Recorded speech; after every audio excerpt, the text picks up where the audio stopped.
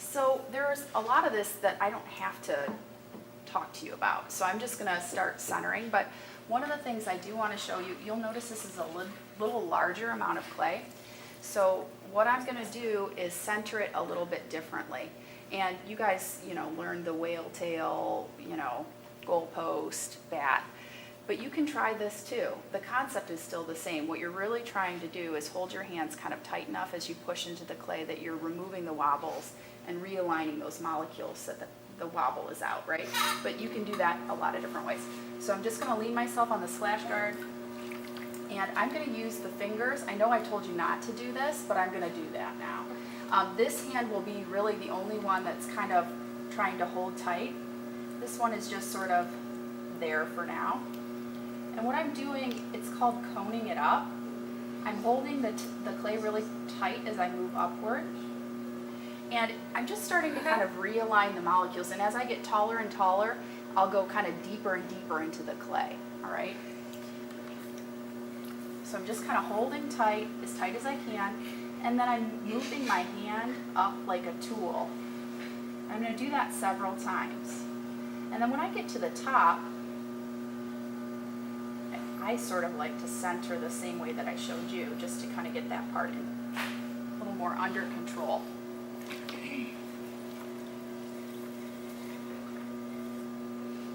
Now, I did use pugged clay for this, and the secret to using pugged clay, because even though we pull a vacuum on it and it should be air bubble free, the consistency is a little bit different. So the secret to using pugged clay really is to wedge it well. Like, you still kind of want to wedge it because that gets the plasticity back to where you want it to be. Now, I am almost ready, and you'll see it's not quite centered, but it's a lot more centered than it was before.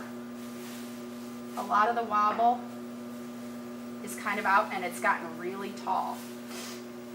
And I don't want it tall to make a bowl. In fact, let me just pause for a second and say, however low you bring your clay is going to set you up for the type of bowl that you make. So if I kept it really high like this is as big as my base can be, I would be maybe making a vase or something really tall and thin. If I take my clay and I have it really low like a hockey puck, then that could be the base, and I could open up to something that's quite large like a fruit bowl. Can you build it up though? Build it up how? Build it up, you can kind of move it however you want. You can, you absolutely can, but the base size that you set will determine how wide it can be, really, is the sort of secret with that. Now that I've got it like this, my left hand is going to come more into play, and this is just going to be like the one that's kind of holding everything in place, taking the rest of the wobble out as this hand pushes it down. So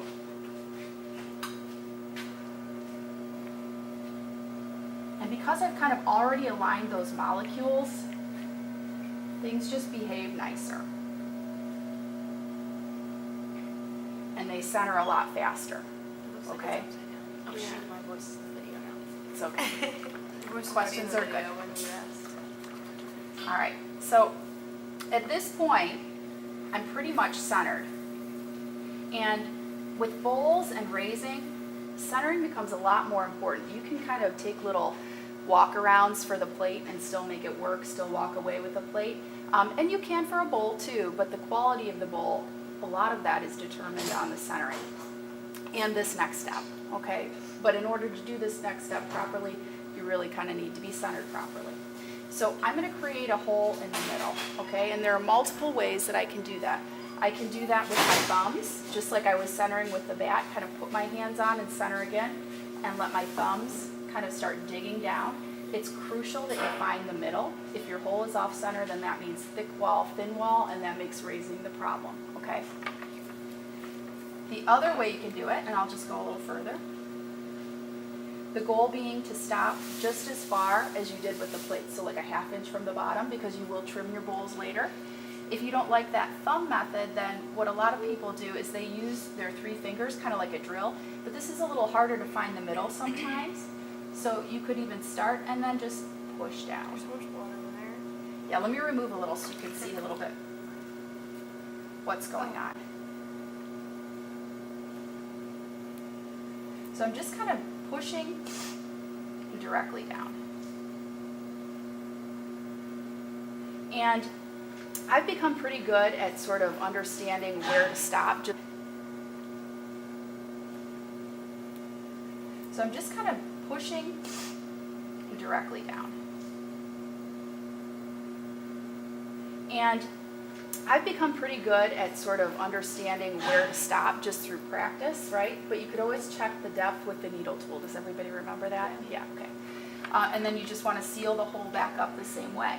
I'm going to push down just a little bit further. And then if you want to take a quick peek to see the depth, just hover your head over here, real quickly. Okay. The next step I'm going to do is I'm going to push my fingers all the way down to the bottom, and I'm going to pull back as if these fingers were like rake tines. So they're going to remain really tight, and I'm going to pull back like that to open this hole up. Now the way you pull back will change qualities of your bowl too. So think if you pull straight back, then the bowl would be flat on the bottom so that I could raise up straight sides. Think cookie jar, right? If I pull back but then kind of pull up like this, then it's going to open up more like a bowl shape. Make sense? So that's what I'm going to do. I'm going to put just a little water in, put my fingers all the way down to the base. This hand is just a helper right now. This hand is the tool. This hand is the director. So I'm going to just pull. And I don't want to do this quickly. I need to give the clay time to sort of stretch as it opens. So if you just kind of pull too fast, your clay will break apart. Like you need to give it a little time. So I'm just kind of pulling straight back, and notice how steady my hands are, right? And I'm not doing it all in one pull. Getting a little water when I think I need it. Also notice that my hands are resting on the clay. That keeps this little lip from not getting too tall right here as I pull it open. And here, in just a sec, I'm going to begin kind of pulling upward. Do you see how my hand is moving up? You can see like a line. And you can see the lines exactly. And those lines are really important because they'll help you understand what you're doing. You know, if you're raising too fast, if you're raising at the right rate. And I've got a tiny little wobble in my bowl at this point, but I'm not concerned about that. That's a minimal one that I can deal with. But you can see what I mean here, how it's sort of rounded like this. Now, if I'm not happy with how that shape looks, all I can do, or I can come back with a sponge, and all I really need to do is just apply a little bit of pressure. And then I'm moving up to kind of smooth it out to make it just look more like a bowl on the inside from the very get-go. Just with a little bit of pressure and movement. And I am varying my pressure. Harder where I really want to move the clay, and not as hard where I don't want to move the clay as much. And you can already see this is like a bowl on the inside, but the walls are quite thick. All right. The next step is called raising, and that is the hardest part. Okay. And it takes time to develop, so don't feel bad if you don't get it or connect with it right away. But essentially what I'm going to do, I like to use a sponge on the outside because this helps me to be more stable. And I'm going to use the side of my middle finger. Some people like to use their index finger. It's kind of whatever works for you. And I'm going to pinch into the clay. Simultaneously, notice where my arm is on the splash guard and also on my leg. I'm going to pinch on the other side. So essentially I'm kind of pinching my fingers together, and I'm going to inch them up little by little by little by little. And that little pinch of clay is basically a little thinner than this thick spot, so that I'm pulling the clay upward as I move, okay? The hardest part for a lot of people that are beginning is trying to just determine how much pressure is enough and how slowly and evenly to move, okay? So watch where I grab in. You can kind of see on the inside where I made a little line, right? And I made a little kind of indent on the outside. Now notice I've kind of kicked my other fingers over. I stabilize one hand on the other so that I can move together. And all I'm going to do is very slowly start moving upward. I'm pulling a little clay off, that's okay.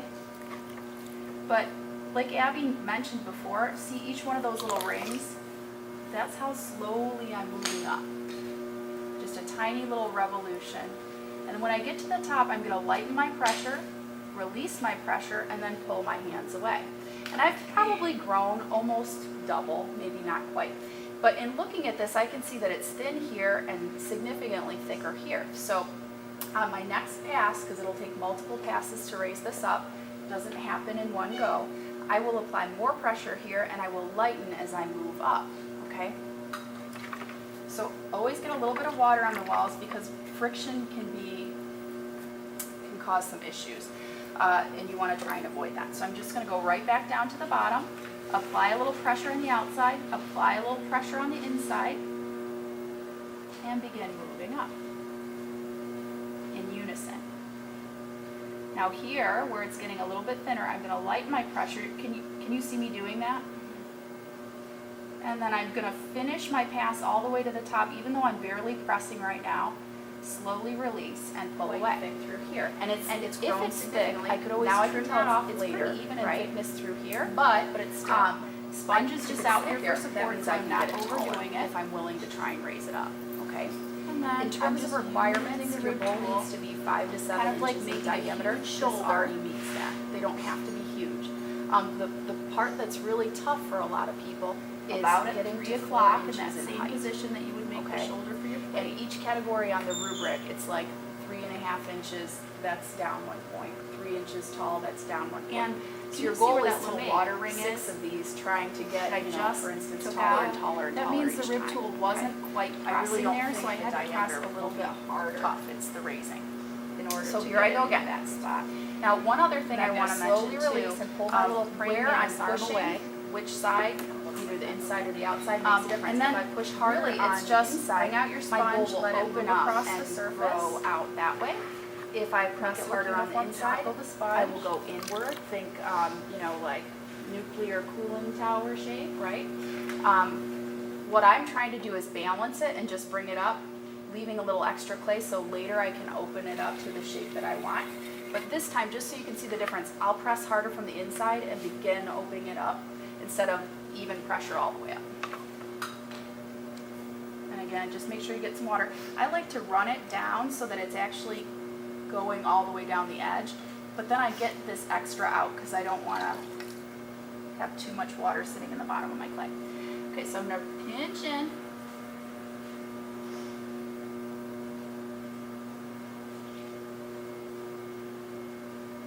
You see it opening up already? And here's where I'm going to start lightening my pressure. And because I'm asking the clay to open and stretch significantly beyond where it was, I'm going a little slower so I don't rip it. It's that whole idea of stretching the clay again. Slowly release, get my finger locked up, and then pull that away. Okay. So I could raise this one more time if I was feeling ambitious, but I'm kind of to the point where I've got that 1/4 inch thickness, which we're looking for, nice and even, and I know there's a little extra clay down here, but I can trim that off later. Yeah. Okay. So the last part is shaping, and that can happen multiple ways. You can use one of the bigger green rib tools, or you could use this rib tool. What I'm really looking for is what kind of shape do I want in my bowl, right? And there are multiple rib tools with multiple shapes, so you just kind of have to look and see what you like. So I'll use this one just to kind of give you an idea what it can do. Again, I want the clay to move through the tool, so the end part is moving away from my body, right? And here is where it gets kind of weird because I'm trying to stabilize on the splash guard. However, I have to kind of go in, so I'm kind of like holding like this, which is a little awkward at first. So let it spin, get control of the tool, get a nice grip,